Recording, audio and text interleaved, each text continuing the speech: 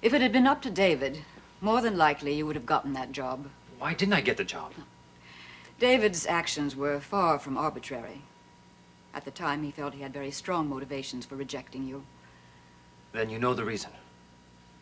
David was nothing more than a pawn. He was being forced to hurt you. By whom? Well, I suppose it's a kind of kindness to let you know that someone as close to you could do such a Mrs. terrible... Hansen, please tell me. It was your mother-in-law. Margo Huntington saw to it that you never got that job. Margo? Why? How? Well, at first it started off as advice from a friend. But it ended up being something very evil. Mrs. Hansen, I know that Margo and your husband were acquainted, but that was years ago. Acquainted? They certainly were acquainted. That was about 10, 15 years ago when Margo had her business in New York. My husband was her legal advisor. Go on, please. Well, in those days, David considered himself quite a ladies' man. He used to swear that they were nothing more than business associates. But I was aware that he and Margo had had a bit of a fling. I wonder how Margo would feel if she knew that she were just one of many. But what does that have to do with this situation? Well, when you were first being considered for that position in David's firm, Margo contacted David. Out of friendship, she insisted that he reject you, that he not hire you. She said that you were not qualified for the job with such responsibility. I'm a damn fine lawyer, and Margo knows that. Well, be that as it may, but David felt that he ought to trust someone else. But then he changed his mind and offered me a second interview. Well, David's partners were very upset when he rejected you without even an interview. Well, they all approved of me. And they put certain pressures on David, as did his conscience. Now, when he realized how badly he was hurting you, he reconsidered and rescheduled the interview. But then he changed that interview, too. Your mother-in-law got wind of David's change of heart. This time, she called David and forced him to cancel the interview. How? She threatened him. She told him that if he hired you, she would arrange her own little meeting with me to discuss old times. You mean she would have tried to break up your marriage? Well, she wouldn't have been telling me anything I didn't already know. But that's blackmail. Of course. But in spite of David's roving eye, he did love me. And he didn't want to hurt me. He wanted to protect me at all costs. Unfortunately, you turned out to be the big loser. Mrs. Hansen, I wish I could say I didn't believe this, but knowing Margo... Well, my husband may have been a weakling, but your mother-in-law is a monster.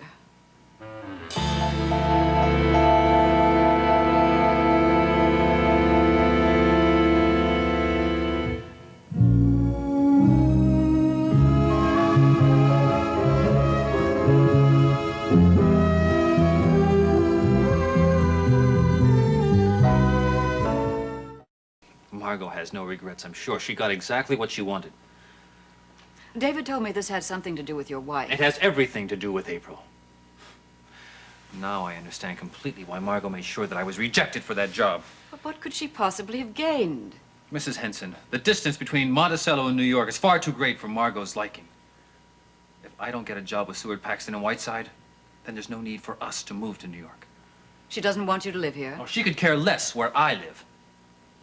She just couldn't stand being so far away from April.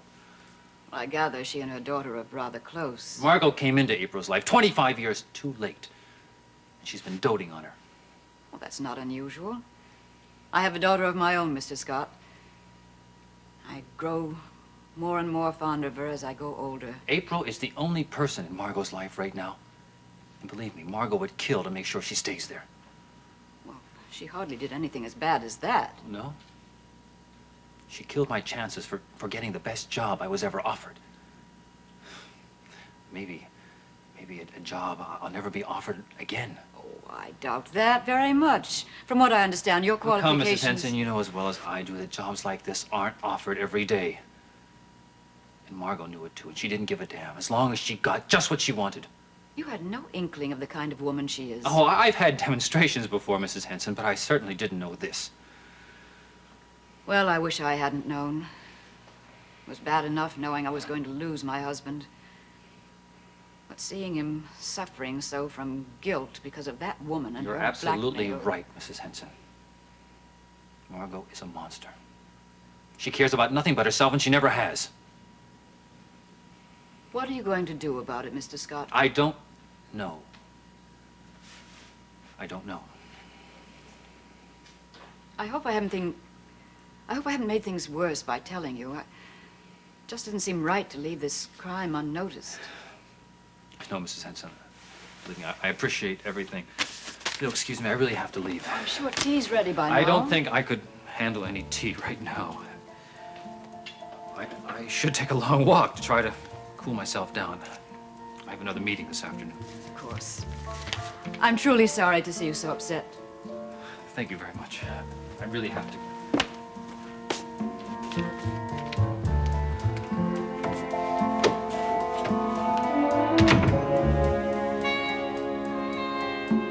Temperatures with only a 20% chance of precipitation will prevail with greater Monticello vicinity for the next 24 hours.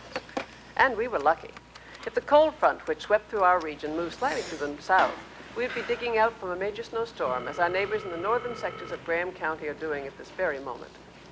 As of this hour, 8 to 10 inches of snow have fallen, with even greater accumulations expected in the northern parts of the state. Due to icy road conditions and blowing snow, Interstate 73 has been closed from exits 9 to 23. But snow removal crews promise that the entire length of the road will be open by morning. If you're in that area and must drive, please do so with great caution.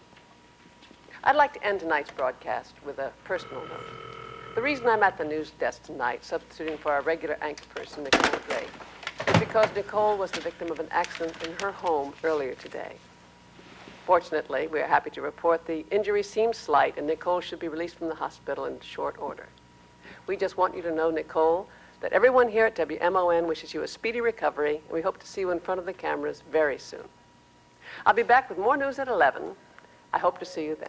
Until then, this is for WMON, Margo Huntington, with all the news you need to know.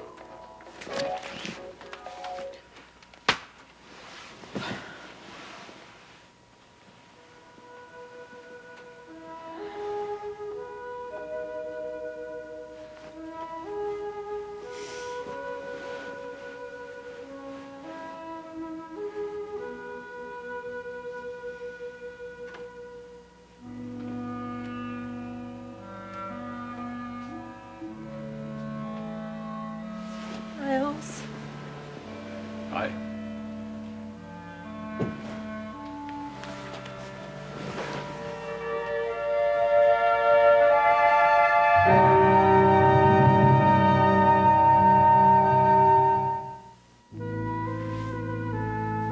I've been so worried about you.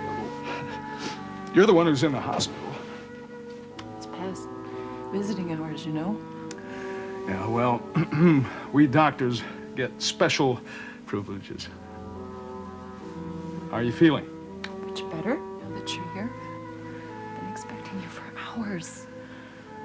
Well, I'm sorry about that. I really am. Wanted you with me. You know, I've been calling the hospital every few minutes. Ever since you were admitted, I was so relieved when Dr. Corwin told me it was just a mild concussion. Didn't you want to come and find out firsthand? Yeah, of course I did, but there wasn't really anything I could do to help you here. Oh, I see. Where have you been? Oh, I went to the office. I thought I could be of more use to some of the patients that I had scheduled. I mean, some really needed treatment. I see. It's not true. I mean, I did go to the office, but I went there because I couldn't come here and face you, not after what I did. You didn't do anything. It was just an accident. Nicole, we both know better than that. Adam started to cry, and I went up the stairs, and I tripped, Who and I fell. grabbed your arm? Who made you lose your balance and fall?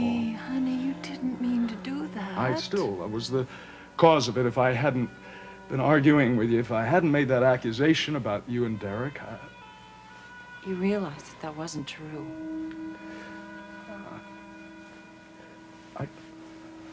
I couldn't help it. I haven't been myself lately.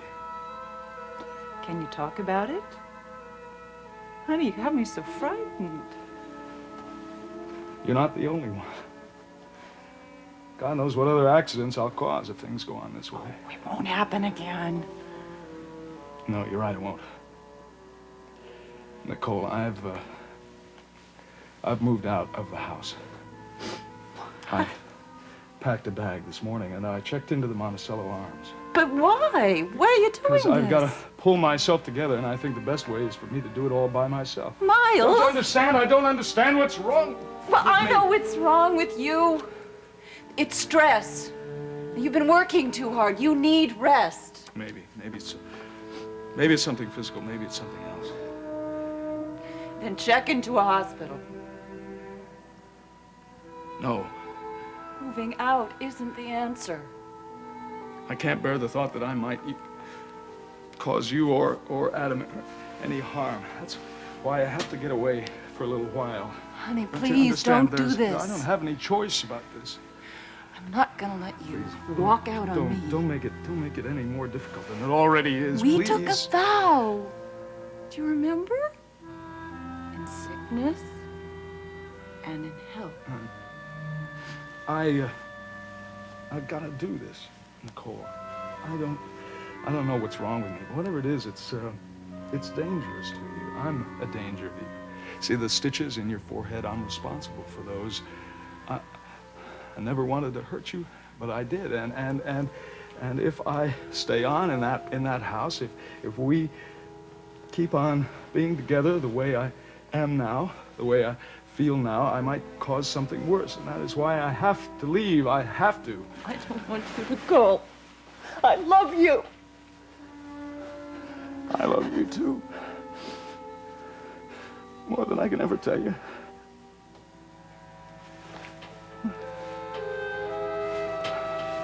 No.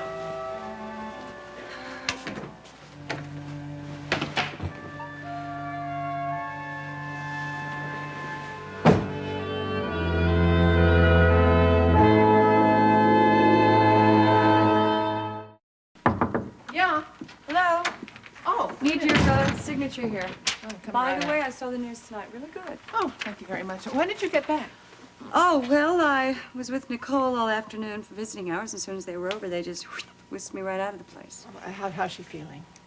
Well, her head still throbs a bit, but the doctors assure her that she'll be fine. Well, I hope they keep a close eye on her. Head injuries can be pretty tricky things. Yeah, well, all the tests came back negative, and they're even talking about releasing her tomorrow morning. Hey, that's good news. That must have lifted her spirits. Well, I don't know. She's still feeling kind of down. Why? Miles. Margo, he didn't show up at the hospital all day today. Not once.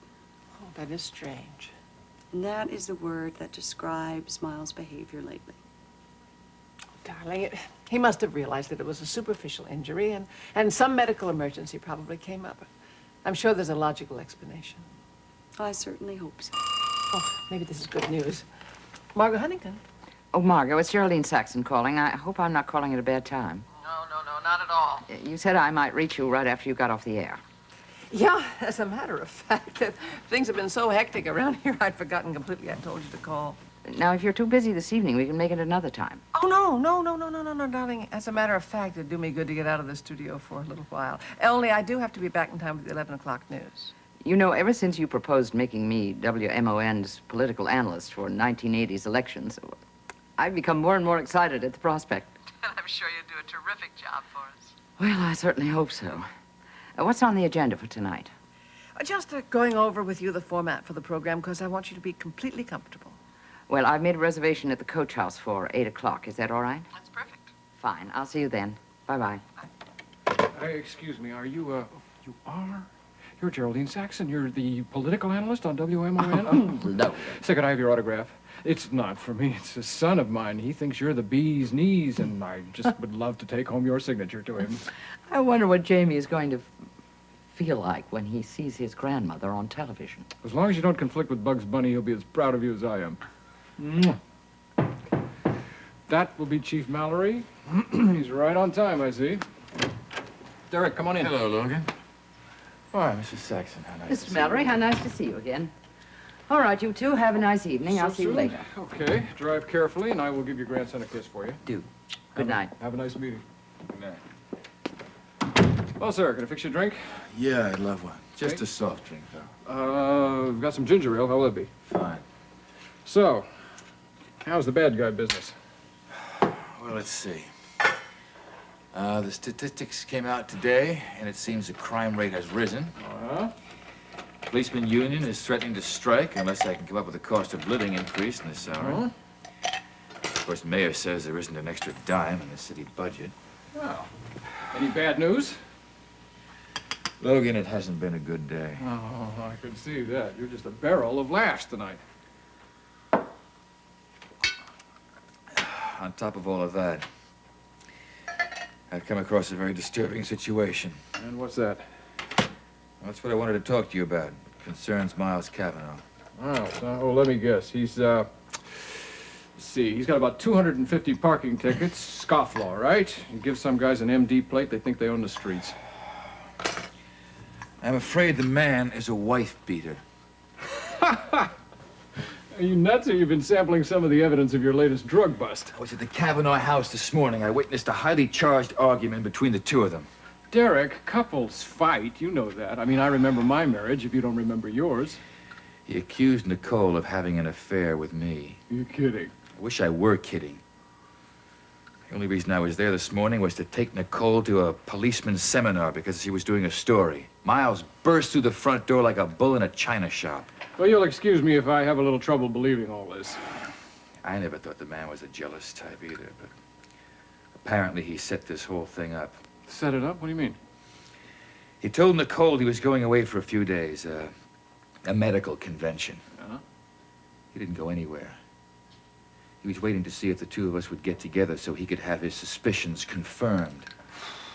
Well, what makes you think he struck her? When I left, he was still in a rage. An hour later, I find out that Nicole is in the hospital with a concussion. When I called her, she said she fell down the stairs. But you don't believe that.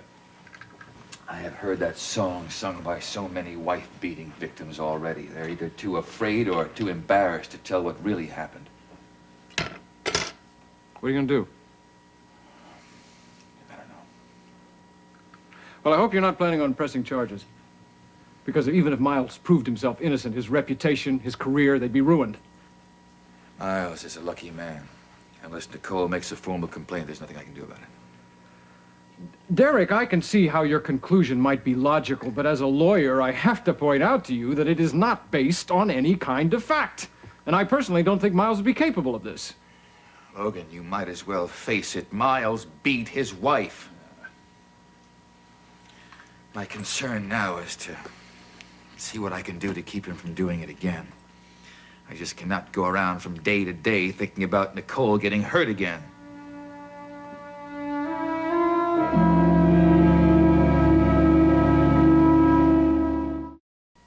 Yes, of course I think it's a good story. For heaven's sake, just send Judy out with a mini-cam crew and have it covered. Fine. And next time, make the decision yourself, all right? That's what I pay you for, you idiot. Never get out of this, Judy. Okay, well, you can go now. I will hold down the fort Thank you, and darling. eat my dinner. I'm not gonna go until you do one thing for me. Sure what? Give your mama a smile. Oh, come on, I'm not in the mood. Oh, darling, come on. It hurts me to see you looking so miserable. Well, I don't exactly enjoy feeling like this. Well, then don't. Now, look, we're all concerned about Nicole, darling, but she's gonna be all right, really, and everything's gonna right itself with Miles, too. That's not all of it. What, Draper? Oh, sweetheart, he's gonna be home as soon as he gets all of his business finished. Wonder how his meetings went. Well, knowing Draper, I'm sure they were a great success. I'm sure he accomplished everything he set out to do. Dana, come on. You know, if I could have one wish in the whole wide world, that wish would be to always have a smile on those lips. Now, wouldn't that be nice? That would be nice. But I happen to love you very much, kiddo. Now, instructions are to cheer up. I'll be back as soon as I have my quick meeting with Jerry. Bye-bye. Everything's going to be just fine.